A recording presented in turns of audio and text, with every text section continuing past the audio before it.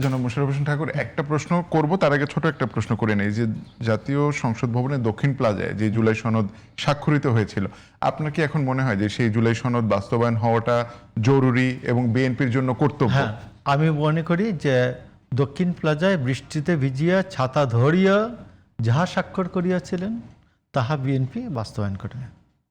কিন্তু এর বাইরে ৩০টা পয়েন্টের বাইরে যে আরও ২০টা পয়েন্ট আছে যোগ করে দেওয়া হচ্ছে, ওই ২০টা পয়েন্ট বিএনপি করবে না।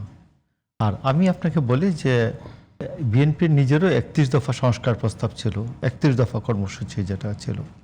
এই ৩১ দফা কর্মসূচি শুধু বিএনপির না, এটা প্রায় ৩৯, পরে আর ৩টা দল ৪২ দল এবং আরও অন্যান্য সবাই ৬২টা রাজনৈতিক দল সমর্থন করেছে, মানে যুগপথে যারা ছিল, যুগপথে যারা আছেন সবাই। তারা।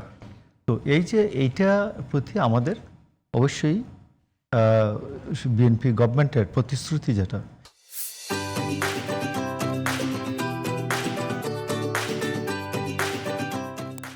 এই প্রতিশ্রুতিগুলি পালন করবেন। এখন আমি যেটা বলি যে ডক্টর ইউনূস যে পারফরমেন্সটা দেখিয়েছেন এবং তার ক্ষমতার যে লুলু বাসনা যেটা, এটা দেখলে এটা হচ্ছে তখন জেদ আসে যে আমরা এরশাদকে তাড়িয়েছি, হাসিনাকে তাড়ানোর জন্য এত জেল রিমান্ড খাটা, তো এগুলোর কি দরকার ছিল? এখন যে ডক্টর ইউনূস যে ব্লান্ডারগুলি করে গেছেন, তো আমি তো মনে করি যে ডক্টর ইউনূসের হাতে তো আর একটা পার্লামেন্ট ছিল না। তিনি যাহাই চাইতেন কনস্টিটিউশনকে টাচ করার মতো ক্ষমতা তার ছিল না। আর জুলাই সনদ স্বাক্ষরের পর তারা যে জুলাই সনদ বাস্তবায়ন আদেশ রাষ্ট্রপতির আদেশ করলেন, এটা টোটালি বেআইনি, অ্যাবসোলিউট বেআইনি। এই বেআইনি কাজ দ্বারা কোনো একটা বৈধ কাজও সম্পন্ন করা যায় না। তো এই জন্য বিএনপির যে রাজনৈতিক কর্মসূচি যেগুলো আছে, জনগণকে প্রতিশ্রুতি দিয়েছে, এগুলি তো পালন করবে, কিন্তু এইগুলাকে নিয়ে যদি কেউ যদি মনে করে বিএনপিকে বাধ্য করব, বিএনপি কিছু কিছু জায়গায় যে বাধ্য হয় না, হয়েছে। যেমন ধরুন ৯১-৯৬ সালে যে বিএনপি প্রথম দিকে মানে নাই তত্ত্বাবধায়ক সরকার, তারপর জনগণের দাবি যখন দেখছে জনগণ চায়, এটা সমস্ত পেশা শ্রেণীর মানুষ চায়, তারা রাজপথ এটা ক্ষমতা 0 পয়েন্টে উড়াইয়ে দিয়ে আসে নাই। উড়াইয়ে দিয়ে আসলেও ওই সময় বিএনপি আগের সিস্টেমে ইলেকশন হইলে বিএনপি জিতত। তো সেইখানে বিএনপি দায়িত্বশীলতার সাথে তত্ত্বাবধায়ক সরকার আইন পাশ করে দিয়ে তারপরে পার্লামেন্ট থেকে বেরিয়ে আসছে, তারপরে ১১৬টি আসন পেয়েছে। তো সেই ক্ষেত্রে বিএনপি রাষ্ট্র পরিচালনার ক্ষেত্রে দায়িত্বশীলতার পরিচয় দিয়েছে। বিএনপি হঠকারী সিদ্ধান্ত নেয় নাই, বরঞ্চ আপনি দেখবেন যে সংসদের প্রথম দিনেই তারা যেটা বলছিলেন এই করে ফেলো সেই করে ফেলো, কিছু হয়েছে? কিছুই হয়নি।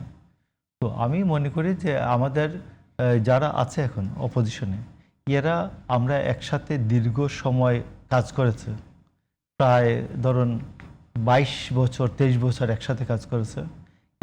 এদের সাথে আমাদের সম্পর্কটা শত্রুতার না, এখনও মনে করি। এবং এনসিপিকে আমরা মনে করি তাদের সাথে আমাদের একটা স্নেহ এবং শ্রদ্ধা, দুইটাই সম্পর্ক আছে, স্নেহ এবং শ্রদ্ধা। এরা বয়স আমাদের চেয়ে তরুণ, কিন্তু এদের যে ত্যাগ জুলাই আন্দোলনে, সেটাকে আমি শ্রদ্ধা করব।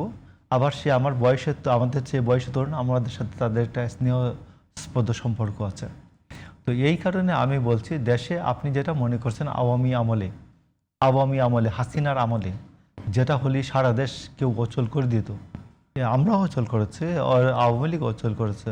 পার্লামেন্টে আওয়ামী লীগ যায় নাই ৯১ সাল থেকে, বলছে একদিনও শান্তিতে থাকতে দেবে না, যাবো পার্লামেন্টে, একদিন শান্তিতে থাকতে দেবে না। তো এটা হয় নাই। আবার বিএনপিও পার্লামেন্ট বয়কট করেছে ৯৬ থেকে। তো এই যে ঘটনাটা, আবার ২০০১ থেকে আওয়ামী লীগ বয়কট করেছে প্রচুর। তো ওই সংস্কৃতিটা চলবে না।